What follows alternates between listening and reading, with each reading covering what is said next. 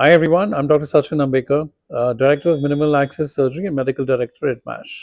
I welcome you for today's topic, a very rare and interesting topic, gallbladder polyps. We've always heard about gallbladder stones, and I think 90 to 80% of the people know about gallbladder stones, even if someone in their family has been operated, relatives, or just general inquiries. But what about gallbladder polyps and what are they? So come with me and explore this condition with MASH. Gallbladder polyps are basically tumor or benign like growths inside the inner lining of the gallbladder or the mucosa, and they are polypoidal growths which are found mostly incidentally on an ultrasound or an executive health checkup. Gallbladder polyps have been defined for a very, very long period of time as being benign. But we've also seen cases where gallbladder polyps have turned into malignancies, that is cancer. And yes, you've heard me right. Gallbladder polyps can turn into cancer. Now, what happens? A patient goes for an executive health checkup or a routine ultrasound for some other reason, and the ultrasoundologist says that he sees a projectile like mass inside the gallbladder, which is not a stone, and that's called a gallbladder polyp. Now, gallbladder polyps are defined in very different conditions, like they can be cholesterol polyps, they can be inflammatory polyps, they can be adenomas or adenomyomatosis. Now, gallbladder polyps can be further categorized as cholesterol polyps, inflammatory polyps, adenomas, or adenomyomatosis. These are the few conditions where these polyps are differentiated according to the origin. Most common polyps found are cholesterol polyps. About 60 to 90% of them are cholesterol polyps, and then inflammatory, like scar tissues, which have caused these polyps. Adenomas, which are benign but can be precursors to malignancy, that is, they can turn into cancer given some time. Adenomyomatosis is also a benign non-inflammatory lesion which is found in the gallbladder, but also a precursor for malignancy. Now, what do we do? Are we scared that, okay, you have a gallbladder polyp? What do we do next? Do you need surgery?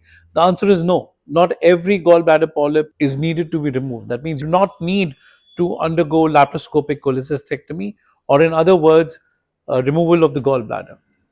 So the best thing is, once you're diagnosed with a gallbladder polyp, it's better to meet your surgeon.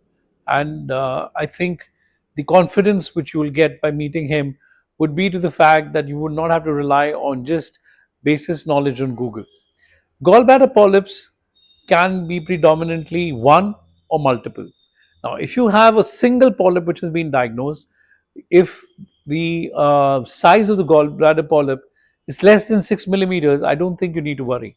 I have numerous patients coming to me saying that I have consulted such and such doctor and they've told me to remove it because of cancer.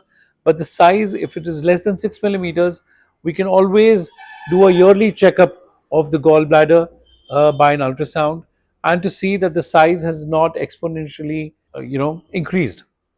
Now, what happens if you have multiple polyps? Well, in that case, the advice is to remove the gallbladder, because multiple polyps can discreetly sometimes hide uh, malignant polyps. So it's very difficult unless the gallbladder is removed and it goes for a biopsy. You won't come to know whether it's malignant or not. And of course, we have a lot of studies about the age factor. Roughly at the age of 45, 50, 55 and above, gallbladder polyps are mostly seen. Uh, the sex, the male ratio is 1.5 to 1, that is male to female. Do we have inheritance, genetic factors in these kind of conditions? Yes, the studies are going on, and they also have proven that gallbladder polyps can be inherited. Lifestyle, I think yes, cholesterol levels, if not controlled in the body, can produce gallbladder polyps. So I think lifestyle and obesity is one of the risk factors for gallbladder polyps to be formed. Now, the most important question, what is about the surgery? It's like a routine surgery for removal of gallbladder stones. But for laparoscopic cholecystectomy, we take a very less time, as there are no complications, probably 20 to 30 minutes, depending on the skill set of your surgeon. It's a day care surgery. You can come in, get the surgery done, and by evening, you're back home. What are the repercussions? None whatsoever. You lead a normal, healthy lifestyle the next day. You can go back to your office, have a bath, climb stairs From my side, you're fit to go the very next day. Coming again, gallbladder polyps. The bottom line, not all gallbladder polyps need to be operated. Not every gallbladder polyp has to be advised to go for under surgery, because at the end of the day, I think the discretion of the surgeon, his knowledge, and the evidence of the size of your gallbladder polyp is very important to formulate the decision whether you need surgery or not. And again, to just clear the confusion, a single polyp less than 6 millimeters need not be operated if there are no symptoms. The patient can be kept on a follow-up for the next 6 to 7 years by doing a routine ultrasound.